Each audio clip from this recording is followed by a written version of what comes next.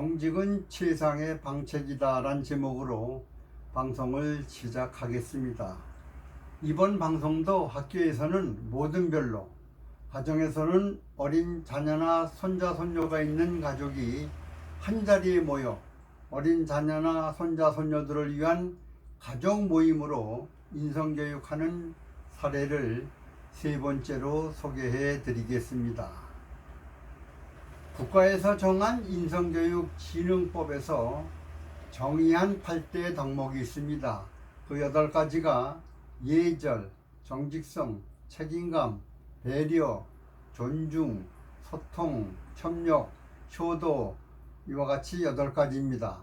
이 8가지 덕목 중 오늘은 정직성 함량에 대한 인성교육입니다. 교육 자료는 심금을 울릴 수 있는 예화를 이용하여 교육을 하는 방법입니다. 읽을 거리를 좋은 예화를 선정을 합니다. 방법은 116단계 프로그램을 활용했습니다.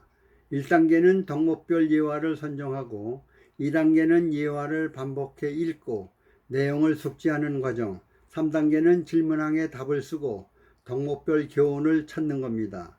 4단계는 질문항에 답을 쓴 것을 발표를 합니다. 그리고 예화 읽은 느낌도 발표를 합니다. 5단계는 내가 할 일을 계획합니다. 6단계는 지난달 모임에서 실천 계획한 것을 실천했는지 확인 점검을 합니다. 마지막 마무리는 오늘 리드한 사람이 총평을 하고 끝맺음을 맺습니다. 자, 읽기를 시작합니다. 아빠가 먼저 한 단락을 읽습니다. 외국의 어느 회사에서 일어난 실화입니다. 어느 날 성공한 회사 주인이자 대표가 관리직 직원을 모두 불러 모았습니다.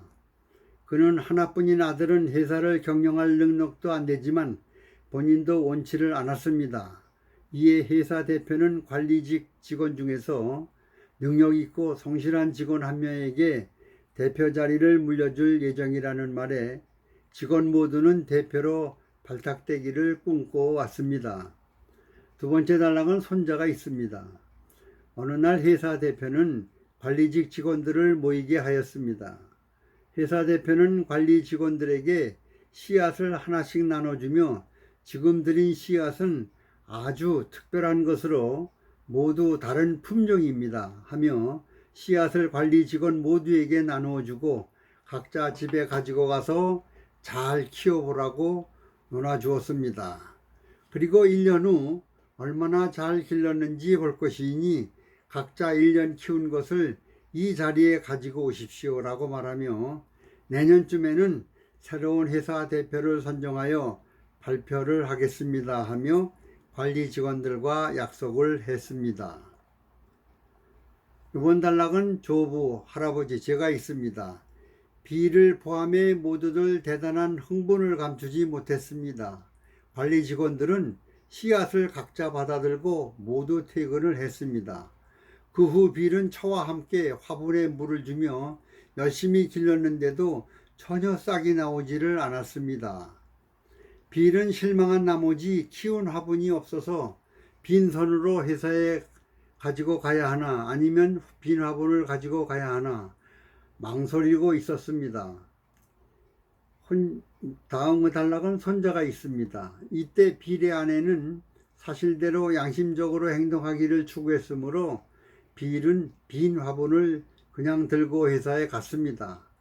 다른 관리 직원 모두 화려하고 멋있게 잘 기른 화분의 나무를 자랑하며 허풍을 떨고 있었고 빌이 들고 온 빈 화분을 보고는 서로들 낄낄거리며 비아냥거렸기에 빌은 풀이 주고 조용히 있었습니다. 다음은 조모 할머니가 있습니다. 드디어 회사 대표가 나타나서는 모든 화분을 조사한 후 그는 빌을 앞으로 불러내어 왜 식물이 자라지 않았습니까?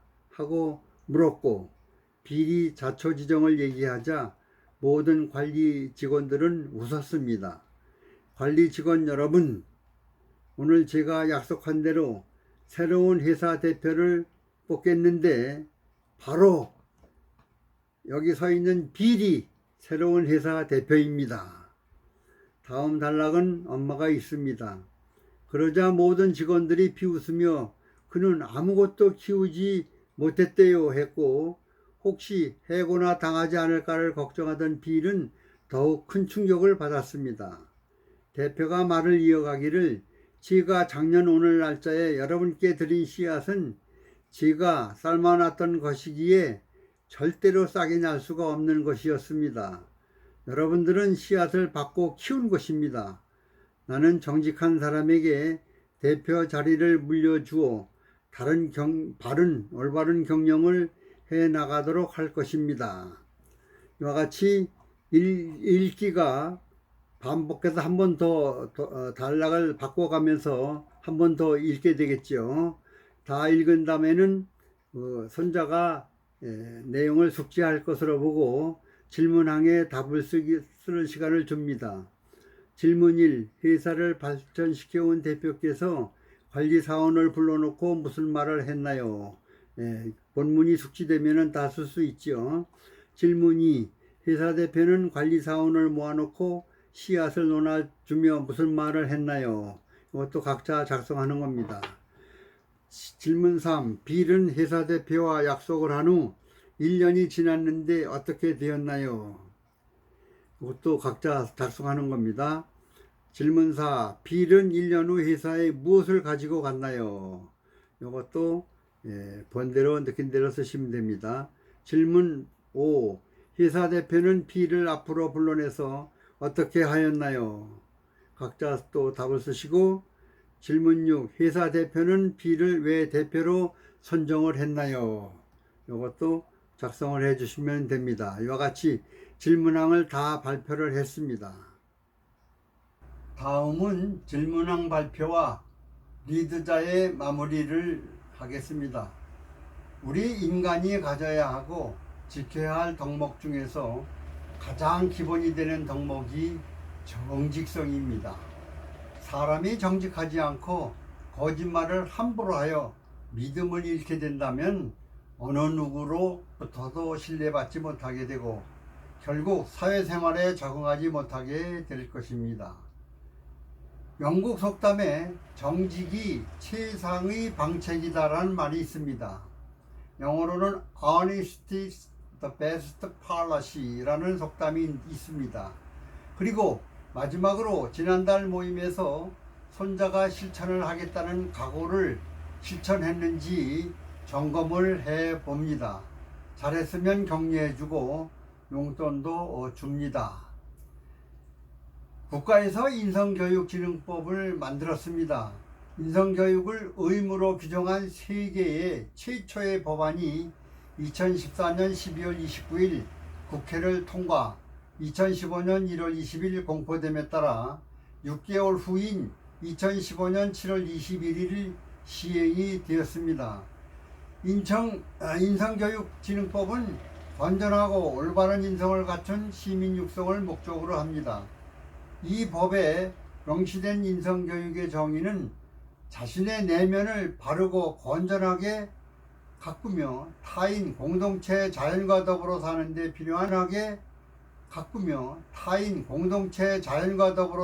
필요한 인간다운 성품과 역량을 기르는 것을 목적으로 하는 교육입니다. 이 법안에 따라 2015년 7월부터 국가와 지방자치단체, 학교의 인성교육 의무가 부여됩니다. 이를 위해 정부는 인성교육진흥위원회를 설립해 5년마다 인성교육 종합계획을 수립하게 됩니다. 또 종합계획에 따라 17개 시도 자치단체장과 교육감은 개별 기본계획을 세우고 실행하게 됩니다. 실행을 위한 발대 덕목은 예절, 정직성, 책임감, 존중, 배려, 소통, 협력, 효도입니다. 이러한 좋은 법을 만들어 놓고 실행이 안 되는 것이 안타깝습니다. 학교에서는 선생님들의 의지로, 가정에서는 가족을 리드하시는 분들의 의지로 116 단계 프로그램을 활용하여 인성교육을 해 주실 것을 권장합니다. 1단계는 예화를 가족이 돌아가면서 읽고 2단계는 반복해 읽고 내용을 숙지를 합니다. 3단계는 질문항에 답하고 4단계는 질문항에 답한 것을 서로 발표하고 교훈을 찾고 이 글에 느낀 점을 발표도 합니다. 5단계는 내가 할 일을 계획해 봅니다. 6단계는 지난달 실천한 계획을 점검을 합니다. 이상 저희 가정에서 실시한 사례를 소개해 드렸습니다. 이와 같이 정직성은 모든 사람의 기본이 되는 덕목입니다. 그런데 요즘의 정치인이나 심지어 법조인까지 정직하지 못한 비리 사례들의 뉴스들을 보면 나라가 걱정이 안 될 수가 없습니다. 가장 정직하고 청렴해야 될 사법부 인사들, 그리고 국회의원들과 사회 지도층 인사들이 국민의 신뢰를 받지 못하면 그 나라는 어떻게 되겠습니까? 국민의 한 사람으로서 참으로 답답합니다. 공부를 잘해 최고의 권력기관에서 나라를 이끄시는 분들, 이웃을 위해, 나라를 위하고 역사를 위해 쓰지 못할 공부라면 더 이상의 그 공부는 가치를 상실해 버리는 것입니다. 공부를 아무리 잘하면 뭘 합니까? 이것을 좋은 일에, 공부한 것을 좋은 일에 사용해야 되는데 자기 개인 이익에만 몰두해서 사용한다면 안 배우니만도 못한 것이 되겠습니다.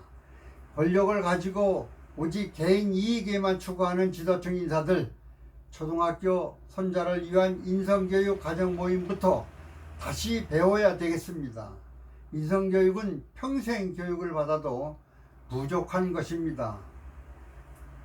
답답한 심정으로 오늘 방송은 여기서 마치겠습니다.